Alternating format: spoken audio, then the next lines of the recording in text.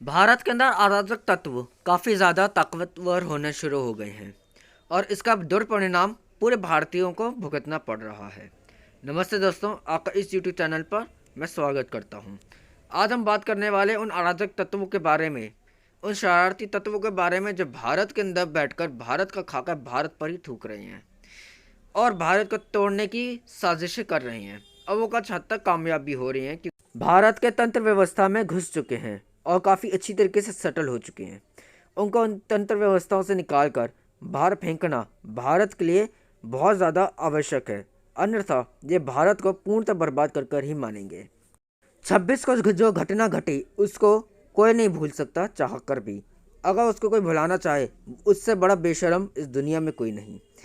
भारत के अंदर जो खालिस्तान की मांग चल चुकी है और जो खालिस्तानी समर्थक भारत के किले के ऊपर अपना ध्वज लहराते हुए ये साबित कर चुके हैं कि उनके इरादे क्या हैं, नेक है या नहीं, वो पूरे देश के सामने हैं।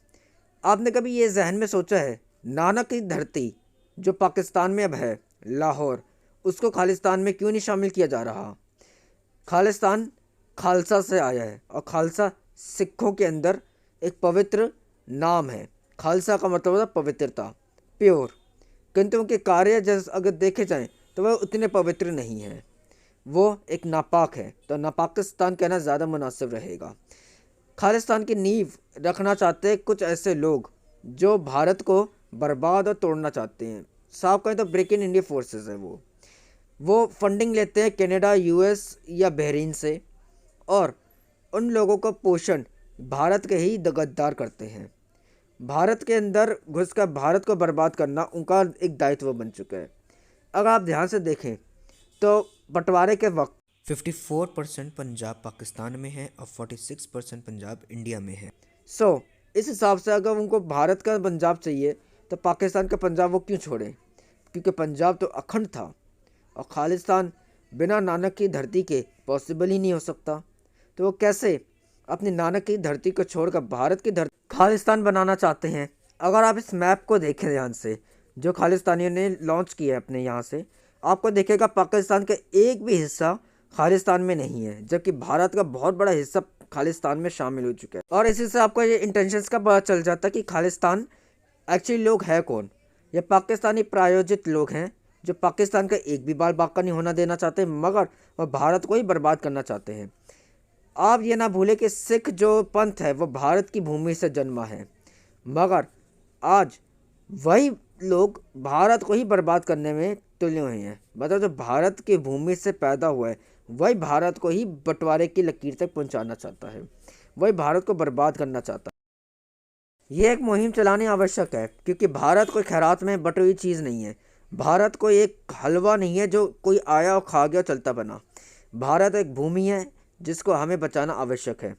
और पाकिस्तान को इतने ही खालिस्तान की पड़ी है तो वो अपना भूमि को खालिस्तान को दान में दे दे। पाकिस्तान का पंजाब बनेगा खालसाओं का खालिस्तान और वहाँ का लाहौर बनेगा उसका कैपिटल। ये होना ज़्यादा उचित है। वैसे तो बलूचिस्तान और सिंध प्रांत भी पाकिस्तान से अलग होना चाहते हैं, ऐसे तो मीडिया रिपोर्ट्स के अंदर दिखाई देता है, क्योंकि पाकिस्तान ने जितना अत्याचार अपने ही नागरिकों पर किया है उतना अत्याचार किसी और पे किया नहीं है उन लोगों ने। वो लोग चीन के हाथों बिके हुए दलाल हैं और अपने देशवासियों को बर्बाद और ख़त्म करने को तत्पर हैं।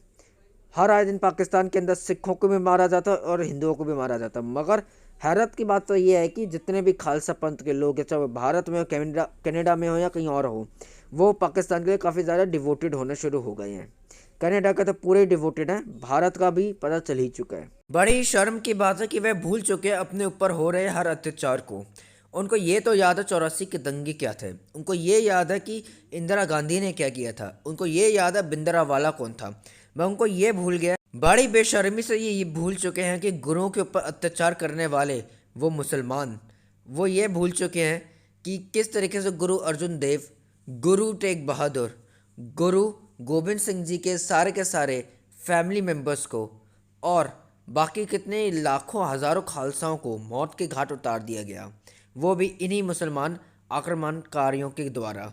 और आज जो पाकिस्तान में जितने भी गुरुद्वारे बचे हैं वो सिखों के संघर्ष से और सिखों के ही बलबूते से बचे हैं, वरना पाकिस्तान में जितने गुरुद्वारे थे पहले आज़ादी के बाद, वो सारे के सारे गुरुद्वारे विलुप्त हो चुके हैं और कुछ ही गुरुद्वारे अब वजूद में हैं। मुझे ऐसा लगता है कि सिखों को करतारपुर वाला लॉलीपॉप और नानकाना साहिब वाला टॉफ़ी देखकर सिखों को बहलाना, फुसलाना और एक तरीके से अपने पास लाना, ये पाकिस्तानी मुसलमानों की स्ट्रैटेजी है।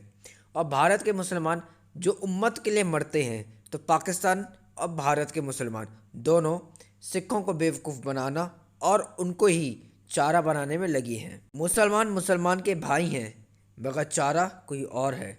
दोनों शब्द को मिलाएंगे तो आप समझ जाओगे कि वो किस चीज़ की बात करते हैं। अपनी वाणी को ये दो शब्द कह के विराम देता हूँ।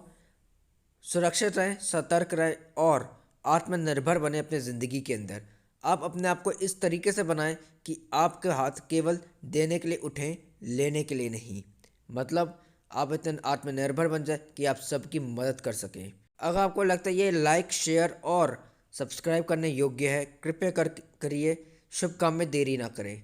आज के लिए इतना ही। जय श्री राम। और हाँ, ऑल नोटिफिकेशन बेल ज़रूर